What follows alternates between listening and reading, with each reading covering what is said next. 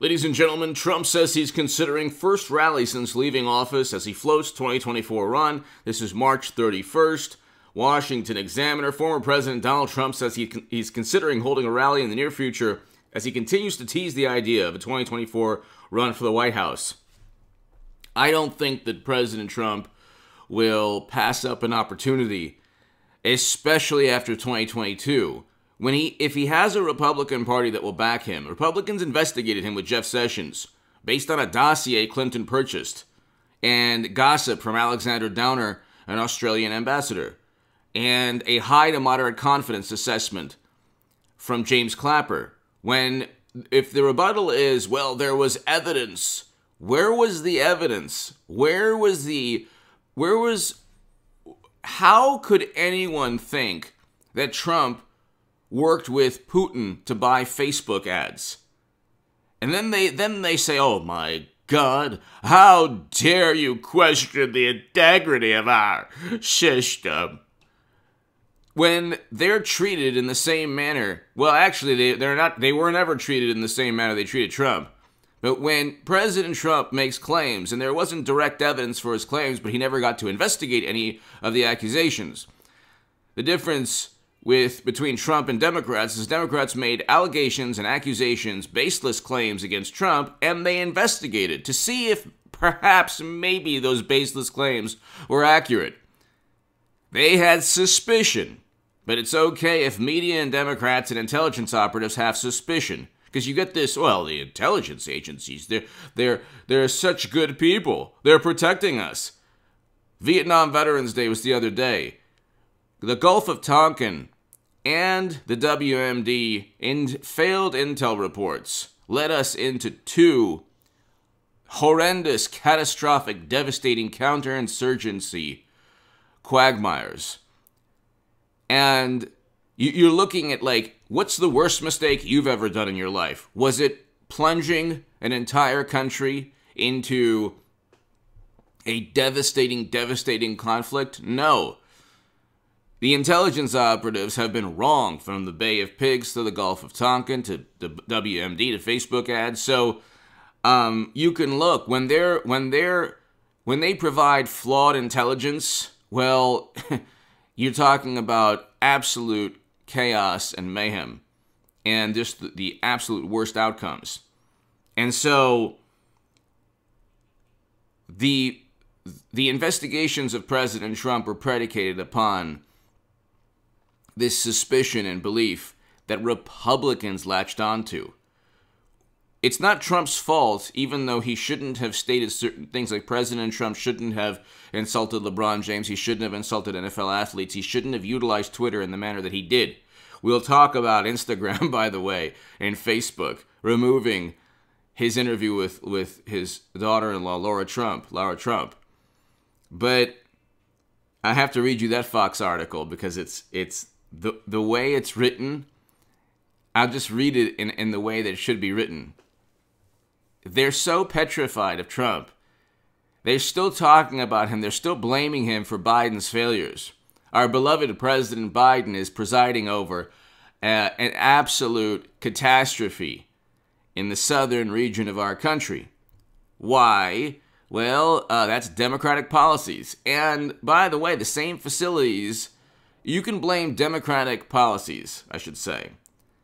The same facilities, by the way, that AOC likened to a time period that she should never speak about again, are being overrun. No outrage. Zero outrage. People are they're in cages. No outrage at all. Oh, but here's the nuance. It's different. It's very different. No, it's not. It's worse. It's worse now. There are now more people. So sometimes you read a couple, like a month back or 2 months back, oh, these are different. It's different from Trump. There's now, these facilities are overrun. So is the humanitarian crisis worse or better when the facilities are overflowing with people wanting basic needs? And of course, you have a complete media blackout. Hit subscribe to this channel right now. He'll do very well if in 2022 you have you have a Republican Party that, like Devin Nunes, Jim Jordan, Ron DeSantis, you have people who back President Trump, Republicans, a political party that actually backs President Trump. So that's my point in talking about he was investigated by his own political party. And Democrats, see, the way Democrats work, there is no equivalent to Mitt Romney or Ben Sasse or Susan Murkowski. There's no equivalent to or Lisa Murkowski, Susan Collins. There's no equivalent to Cheney or Kinzinger. There's just no equivalent. There's no equivalent to Justin Amash. There's no equivalent. They're in lockstep. If anybody falls out of line, like if Tulsi Gabbard has the courage to say, hey, wait a second, this isn't right, they then quickly say she's a Russian operative. And so there's no equivalent to what the Republicans did to Trump. The second he was inaugurated, Madonna said she wanted to do something to the White House that you can't even talk about on YouTube. The second, okay? Let's just say she wanted to ruin the place, okay? That's a really nice way of saying what she wanted to do. They never gave him a day, a moment, like a second where they treated him like a president. And then the rebuttal is, well, he never deserved to be treated. Well, sorry, he defeated Clinton. I thought this was about democracy and our Constitution. Oh, okay, that's right. Democracy is now being defined as anything good for the Democratic Party. Anything that suits the Democratic Party. Trump's personality is not a living and breathing entity. It's just a personality that grates and, annoys and is repulsive to Democrats. That's it. It's not a national security concern. His personality, like the tragedy in January, it was a tragedy. It absolutely was a tragedy. Those five people should be alive today. President Trump shouldn't even have the protests. But why didn't the mayor of D.C. or why didn't the attorney general of D.C. level charges at Trump? Because they couldn't find him criminally liable in a court of law. They can't find him. Nobody can find him liable in a court of law. Okay, the mayor of D.C. and the attorney general of D.C. did not go after Trump in a court of law. They just impeached him in a political stunt. The Democrats. And then, yes, it was terrible, but gee, what happened prior to January? Oh, okay, about 4 or 5 months of very peaceful protests where $1 to $2 billion of property damage was experienced by cities throughout the country. And you had 19 lives lost, according to Wikipedia. And the rebuttal is, well, it was for a good cause. Like, what? Yes, protesting against police brutality is a very good cause. But Democrats did nothing on a federal level after Eric Garner in Manhattan, in New York. And, George Floyd in Minneapolis, Minnesota. These are blue states. You see the rise in horrendous atrocities towards Asian Americans in Oakland, in San Francisco, in New York. These are Democratic-run states and cities. Democrats have dropped the ball on many issues. But you had $1 to $2 billion in property damage, 19 lives lost, and the rebuttal is, well, it was for a noble cause. Well, wait a second. So did Democrats, did their words, did media, did morally superior liberals? So which one is it? The $1 to $2 billion in property damage. And by the way, how many black-owned businesses, minority-owned businesses were destroyed? I mean, here's a question to ask. How many people of color lost their lives? And so, where's the morality in that? Where's the morality? Where's the national legislation? Zero national legislation from Democrats. Zero. And I think they were pushing. I think that they were. I think there was a bill that they were pushing, but they should have. Let's see. Hold on. Maybe I'm wrong about that.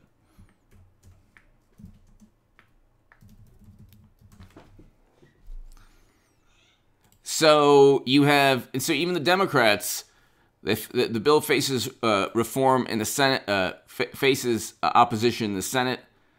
So that's because Democrats aren't going to vote. There are certain Democrats, they run the Senate. So Democrats should have unveiled sweeping reforms after Eric Garner in 2014, but they didn't. So if you want to say $1 to $2 billion in property damage and 19 lives lost led to the sweeping police reform bill, then is that the calculus? Like, who's responsible for that? If the supremacists were responsible for it, they wanted the bill. Where's the political calculus here? Because I understand Trump, and he should never have had the protest that day, and that was a tragedy in January. But so my question is it noble or just or moral to have $1 to $2 billion in property damage and 19 lives lost to get a reform bill that is now being opposed by Democrats in the Senate? When Democrats should have had the reform bill after Eric Garner was murdered in New York. Like, it's not you if you're saying, yeah, well, it's fine. It's not you who suffered from $1 to $2 billion in property damage and the 19 lives lost. So, I mean, or maybe you have, but I'm saying it's not you, the person who's saying, well, it was a good thing, and you've curfews throughout the country. You had 14,000 arrests. And where's the morality in that? Because you're still going to even with police reform bills, it's a topic that is a very difficult topic. Of course you have to address police brutality. You must. But Democrats should have addressed it in 2014.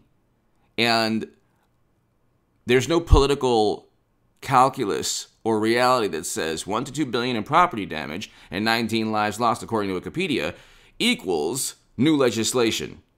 How does that even make sense?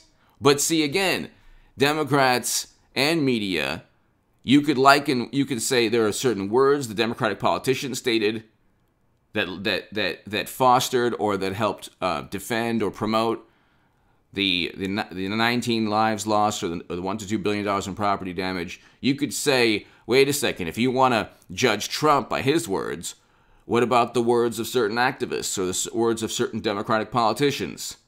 Okay? Torching buildings, and that's... Which one is it? Is it, it's a venting frustration, or it's the supremacists? It had nothing to do with the movement. Which one is it? Is it, Democrats are just doing the right thing, and it wasn't that they were convinced to do so because of all the the very peaceful protests throughout the country, or it's the very peaceful protests that led to $1 to $2 billion in property damage, justifiably led to legislation. So that was deliberate. Where's the logic here? So, I mean, my whole thing is, what I'm trying to say is, there's a double standard with Trump. A double standard with Trump. And yes, of course, you could see with Colin Kaepernick. Colin Kaepernick, he was, God bless him. I wrote an article in the Huffington Post defending Colin Kaepernick. In 2016, he started that. 2016, yeah. While President Obama was president, okay, he was protesting, but then it turned into a situation where, well, why don't Democrats kneel? Why doesn't Joe Biden kneel? I told somebody this. They said, well, why does he have to kneel? I said, I actually heard, okay, I told somebody this who said, I love Kaepernick. I said, okay, well, why doesn't Joe Biden kneel? Well, why does he have to kneel? Wait a second. You mean Democrats are going to derive every ounce of political utility, every single ounce of political utility from NFL players and, athletes kneeling? But you better believe that no Democratic politician is going to kneel when there's a ceremony in Arlington. No Democratic politician is going to kneel if there's a before any sporting event with the national anthem. Why not? Well, what is it? You're conflating everything. No, I'm not. It was wrong when President Trump insulted NFL athletes. That was wrong. That was wrong. And so the difference between Biden and Trump is what? There is no difference. Joe Biden is just, without the tweet, but does the same thing, does not kneel. And so you're not standing with the protesters. You're deriving, if you're Joe Biden, who basically said worse than Trump during the campaign, much worse. But of course that was swept under the rug. You're deriving every ounce of political utility. From that protest, while at the same time saying Trump is a bad person. We're the good people. Well, then why don't you kneel? Well, we don't have to. Yeah, I know you don't have to. But don't you want to, if you're saying that it's not insulting and that it is, something good, then and you're not even really going to pass the legislation because you're going to have Democratic senators not go along with it. So then why don't Democratic politicians kneel? Okay, for the same reason that you have numerous liberal broadcasting networks or media companies facing racial discrimination lawsuits while they make money. So CNN, your favorite wonderful channels with $20 million venture capital people, others, all facing racial discrimination faced racial discrimination lawsuits while they make money fomenting divisions pertaining to that topic. Oh, look at the bad Republicans there. Oh, did you see that Republican Karen? Oh, you're facing a racial discrimination lawsuit. Yeah, your company is. And by the way, your company is a Delaware company. Gee, you wanted to save tax money, huh? Save taxes, but you're a socialist. Right. Anyway, give me your thoughts below. I've been going on tangents. My whole thing is, January was a tragedy, but what was the precursor to it? And it's yes, President Trump made baseless claims. What was the precursor to that? 4 years of baseless claims against Trump. But Democrats, you better believe Democrats back up their investigate their baseless claims. And they investigate, and they go after their direct political rivals. And that's exactly what they accuse Trump of doing.